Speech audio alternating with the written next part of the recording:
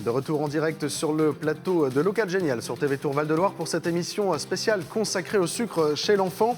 Dans quelques instants, vous aurez droit aux meilleurs conseils éducatifs et culinaires pour réduire le sucre avec vos enfants. Mais pour l'heure, Virginie, on a bien commencé à parler du sucre et finalement, tout est question de repères. Oui, et en fait, on constate qu'on y est très exposé. Je voudrais juste redonner un repère aux parents et enseignants. Un enfant, c'est parfois où il mange, petit-déj, goûter, peu importe, 1 à 2 morceaux, finalement. Et un adulte, c'est 2 à 3 morceaux pour un moment repas. Quand on voit ce que tu nous as montré juste avant avec la valeur sucrée d'un jus ou d'un yaourt, ça fait beaucoup. Ouais, et ça fait réfléchir. Anaïs, tu es maman. Toi, tu n'es pas la seule, mais tu es un peu notre maman témoin. Ce soir, tu es maman de 2 enfants. Ils ont quel âge ? Alors, Juliette a 6 ans et Léon a 4 ans. Alors déjà, on les salue, on leur dit bonjour. Juliette et Léon, bonjour à vous. Maman passe à la télé. Alors, j'imagine que ce que tu as entendu là, ça te parle en tant que maman. Tes enfants sont confrontés au sucre. Alors, tout à fait, au quotidien, et ils en mangent, et à la maison, entre autres. Là où moi, ça m'a posé question, c'est quand on a été confronté au sucre qui a été distribué à l'école de manière répétitive. Entre autres lors des anniversaires où on s'est retrouvés avec toutes les semaines. Alors, il doit y avoir des moments de l'année où les enfants sont nés, peut-être plus que d'autres. Et où on se retrouve avec des sachets de bonbons entiers qui sont récupérés à la maison ou des petites bouteilles de soda comme Virginie a présenté juste avant. Et cela de manière répétitive, ce qui m'a amené à aller voir la maîtresse, qui nous a amené avec mon mari à aller voir la maîtresse et à lui montrer notre étonnement quand on sait que c'est distribué de manière fréquente à l'école, en disant mais peut-être on peut faire autrement, et les quantités nous paraissent importantes. Et là où ça nous a posé question, c'est qu'on s'est dit chouette, nos enfants vont à l'école, ça va être super, on va avoir d'autres personnes qui vont nous aider à les rendre plus grands, les faire grandir, etc. Et en fait, on s'est dit, mince, on ne se retrouve pas sur les mêmes valeurs. Ça t'a choqué dès le début, ça ? Oui, assez. Ouais. J'imagine bien. Carole, l'anniversaire, les bonbons, c'est quasi incontournable dans nos têtes. Alors l'anniversaire, j'ai envie de dire, il est incontournable parce que c'est un moment important pour l'enfant. C'est un moment où l'enfant aussi... apprend à se repérer dans le temps. Là, je parle notamment des tout-petits. Mais le sucre, lui, n'est pas incontournable. Et il y a des enseignants qui ont trouvé le moyen, l'astuce pour faire autrement. L'école ne doit pas être un pourvoyeur de sucre, son rôle étant plutôt quand même d'éducation à la santé, à l'alimentation, et ça fait partie des programmes de l'éducation nationale. Donc voilà, les enseignants qui s'emparent de tout ça peuvent faire autrement, et notamment l'idée qui est quand même génial, c'est de cuisiner à l'école, cuisiner avec les enfants. Ah oui. On est là dans l'éducation à la santé, mais mine de rien, on fait aussi des mathématiques, on apprend à lire une recette. On apprend à cuisiner tout court. On apprend à cuisiner tout court, j'ai envie de dire. On a tout bon. Et au-delà de l'aspect sucre, on est aussi dans un moment de partage où tout le monde est sur le même pied d'égalité, que ce soit l'enfant qui a une allergie alimentaire, du diabète, des convictions religieuses autres. On est dans le moment de partage. Le copain, c'est celui avec qui on partage le pain, c'est celui avec qui on partage son anniversaire. Contrairement à ce qu'on pourrait croire, il n'est pas interdit de cuisiner à l'école. Les textes officiels demandent juste à ce qu'il y ait des règles d'hygiène strictes, ce qu'on peut tout à fait entendre. Bien sûr. Comme à la maison. Comme à la maison, tout à fait.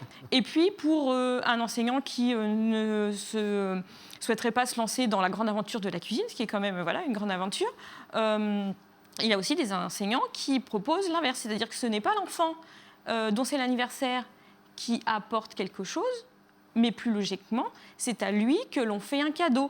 Alors ça peut être des choses très très simples. Chacun fait un petit dessin, on décore de quelques gommettes, on met dans une enveloppe. On a des petites images d'ailleurs pour illustrer ça. Oui. Ça peut être très valorisant ça peut être, pour les enfants. C'est intéressant pour tout le monde au final. Ah oui. Ouais. Et c'est ce qu'on avait soulevé quand on a été rencontrer la maîtresse, c'est comment on pourrait faire peut-être autrement pour garder ce moment qui nous semble effectivement essentiel aux yeux de l'enfant dans l'année, sans distribuer systématiquement du sucre. Peut-être qu'on peut passer par d'autres moyens. Et il nous a quand même été dit en retour de cet entretien que nous n'avions pas intérêt à amener de fruits pour l'anniversaire de notre fille. Ah bon? C'est quand même très limite. Parce que si finalement, toi, tu as envie d'emmener des fruits, où est le problème? Ça peut être un vrai plaisir. Oui, Virginie. Tu as levé la main, Virginie. Dis-nous tout. Quand je prends le rapport du Haut Conseil de santé publique 2020, il est marqué noir sur blanc. Bon, il y a beaucoup de pages, mais il y a juste une ligne. Il est marqué noir sur blanc. Il est fortement recommandé que les viennoiseries, confiseries, boissons sucrées et biscuits soient supprimés dans l'enceinte scolaire. Bon, bah voilà. C'est marqué. C'est clair. C'est clair. Oui. C'est très, très clair. C'est vrai qu'on attend aussi... alors, j'entends que ce n'est pas facile parce que l'enseignant est un mangeur lui-même. Mais on attend aussi l'exemplarité. De même qu'on ne dit pas de gros mots à l'école, on ne va pas dire... Tout à fait. Enfin, voilà... Moi, je mets un peu la sucrerie dans ce registre-là. Et après, je trouve que c'est valable aussi pour tout ce qui est périscolaire, structures sportives, etc. Je trouve que là, le rôle de l'adulte encore est d'accompagner l'enfant dans cette éducation à la nutrition.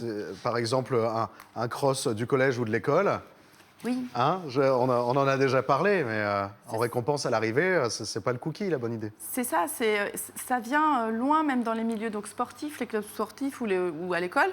C'est parce que l'enfant a bien couru, entre nous soit dit, les petits ils courent 5 minutes, 10 minutes à quart. C'est dans les cordes, hein. Ils ont physiquement la capacité de le faire. C'est du jeu, ils savent le faire. Ils courent pour le plaisir. Ils courent pour le plaisir. Ils n'ont pas besoin de se dire à la fin j'ai une carotte. Quoi. Souvent c'est le matin. Et on va leur donner à l'arrivée un cookie ou un bonbon. J'ai rien contre les cookies et les bonbons, c'est le moment qui est mal choisi. Ah oui. Déjà, c'est juste avant la cantine. Et puis ensuite, par rapport à la notion de récompense. Oui, tout à fait. Cette notion de récompense, elle est un peu embêtante. On a, je pense, peut-être plus moi que d'autres, mais connu cette époque des bons points, des images. Et on a arrêté ça parce qu'on s'est rendu compte que ce n'était pas intéressant pour l'enfant. L'enfant, on ne donne pas un sucre à son chien-chien. C'est-à-dire que l'enfant, il doit être fier de lui-même pour ce qu'il a fait et pas faire une action pour avoir et attendre en retour le sucre. On valorise ses connaissances, ses compétences, mais on ne le récompense pas à proprement parler. Tout à fait, tout à fait. Et j'imagine que toi, en tant que maman, pareil, ça te parle, là. Exactement, puisqu'on s'est retrouvés en plus des anniversaires confrontés à ça l'année dernière, où à chaque fin de semaine, le vendredi, les enfants sages étaient récompensés par un bonbon. Ah oui. Et les enfants pas sages regardaient les autres manger ce bonbon. Ah oui. Alors là, ça peut être gênant parce qu'ils mangent. En plus d'être un petit peu sadique. Ouais, et de l'autre côté, les autres, ils attendent et ils regardent, quoi. Sur le geste et la valeur que ça apporte à l'enfant. Et en plus, alors il y en a qui regardent les autres manger le sucre. Donc le sucre, c'est la bonne chose. Quand tu es sage, c'est le sucre. Et les passages, ils regardent. Et ça, on est venu me dire, vous inquiétez pas, c'est un seul. Mais tous les vendredis. Tous les vendredis. Ouais, ça doit te faire bondir, ça, Virginie. Alors, ça me fait bondir pour des raisons nutritionnelles, mais ça me fait bondir plus par rapport à ce que Carole évoquait sur l'association, en fait, la récompense et l'association qu'il y a à ça. Les mécanismes neuronaux qui se mettent en place là-dedans, c'est donc à chaque fois que j'ai bien agi, je vais consommer du sucre et je vais aller encore un peu plus loin parce que les publicitaires... Je suis désolée pour les publicitaires qui nous regardent, font très bien les choses chez nous, les adultes. Si vous regardez les publicités qui passent le soir à la télé, c'est « Ah, madame, vous avez eu une bonne journée, vous êtes bien, vous vous détendez, maintenant c'est le moment de votre glace, de votre chocolat. » Il y a cette notion qui est bien relayée, donc beaucoup d'adultes, avec bonne intention, j'ai envie de dire, pensent vraiment que c'est légitime d'apporter ce... Enfin, je pense que la maîtresse, alors aussi, c'est dur à entendre, mais avait vraiment l'intention de bien faire et de valoriser quand même les élèves méritants, on va dire, même si je sais pas si ça s'appelle comme ça.